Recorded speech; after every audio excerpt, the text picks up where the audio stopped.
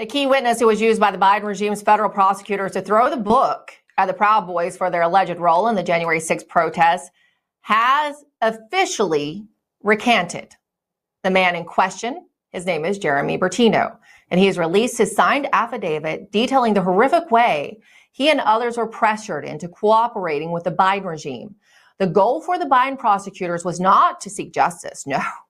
Instead, it was to accomplish flagrantly political objectives. Here's a brief video explaining why the Biden regime's political attack dogs visually subjected the Proud Boys and other J6ers to in order to get their seditious conspiracy convictions. Watch.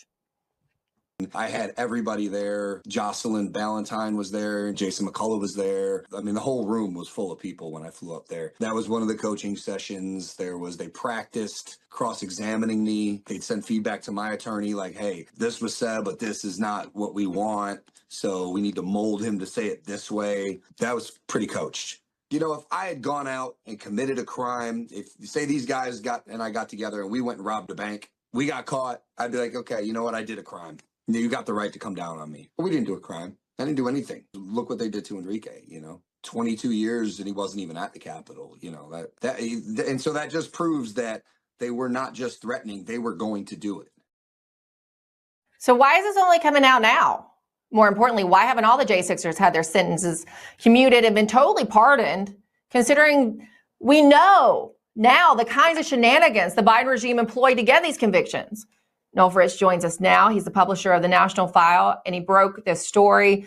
Noel, I suspect this is just one of many of these types of stories, right? Why did Jeremy come forward now? Well, Emerald, first of all, thanks for having me. And that's a good question. And this question of timing is there's a lot going on with it. First of all, we had 4 years of the Biden regime. Now, Emerald, there's a phrase that we haven't heard since way back in the George Walker Bush days. Chilling effect. If you remember back between, and Judith Miller and everything almost 20 years ago now, good Lord, we are getting old. They were always, every day you'd open up Politico and whatever else, and chilling effect, ad nauseum. We didn't hear anything about, we haven't heard chilling effect, for a long time from the Mockingbird media. And it's not just the liberal Mockingbird media too. Emerald, it's really important.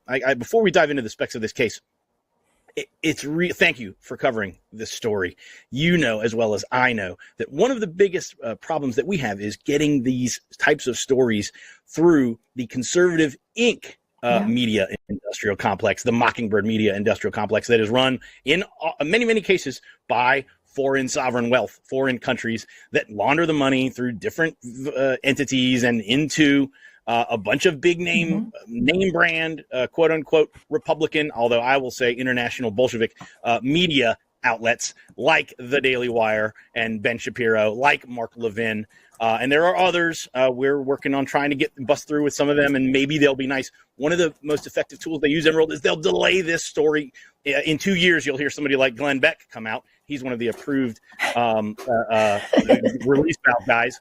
In 2 years, he'll cover the story as if it's brand new. And then we'll be asking the question even more pointedly that you just asked, why now? And it'll be like years later, and these guys are still like Joe Biggs will be, struggling, and he can't get his pardon. So to the details of the case, Bertino wasn't even in Washington, D.C. on January the 6th. I was in D.C. I was a mile away running media, and the feds came to my house and tried to bother me and my family. And they came to Bertino, and they said at first, hey, just start talking with us and nothing will happen. And they engaged in this 15 meeting long, almost year long grooming process with him, wherein they just continued to keep him talking, and they weren't going to offer him anything. And they kept on bringing proffers. There were multiple proffers offered over time where they groomed him, and then they played hide the ball. And they never actually showed the true nature of what his ultimate charges were going to end up being. And then at the very end, they said, hey, if you want to avoid 2 decades plus, 3 decades plus in federal pen, we're going to need you to go ahead and rat your brothers out. And he, at the very beginning of the whole process, had said, hey, these guys didn't do anything wrong. And so they knew that that's what they were dealing with. They knew that the truth was that they were engaged in a malicious prosecution the entire time. Nicole Miller is still employed by Pam Bondi's DOJ. She's one of the primary perpetrators of this illegal prosecution. And why? Why is she still employed? I know we've reached out. We haven't heard back yet, but it was just Friday. I think we reached out, so we'll give them grace. I assume you've asked why she's still employed. That is just egregious. Yep. It's just so important to notice that, Bertino wasn't even there. Okay. And here they're bringing all these. And then it's at nationalfile.com. You guys got to go read it. The linchpin document that Nicole Miller used as, her, slamming the book shut and banging the gavel on the table, claim with Jeremy Bertino to get him to rat on his Proud Boy brothers. Was the 1776 document, the supposed insurrection plan, which is a joke. Okay, on many levels. First of all, the document doesn't even detail anything resembling an insurrection. It is a standard layout. It's kind of like activist day of plan for some basic activist protesting that is de rigueur inside of D.C. with the Democrats. If I can use that funny language, it's run-of-the-mill protest stuff over in like the Hart Senate office building. And that stuff happens all the time.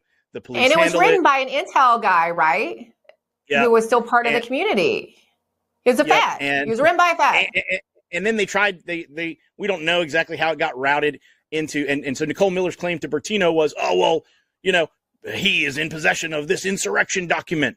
And and that was basically all it took is I guess he had a plan. Holy cow. So Bertino thought it was like a real deal.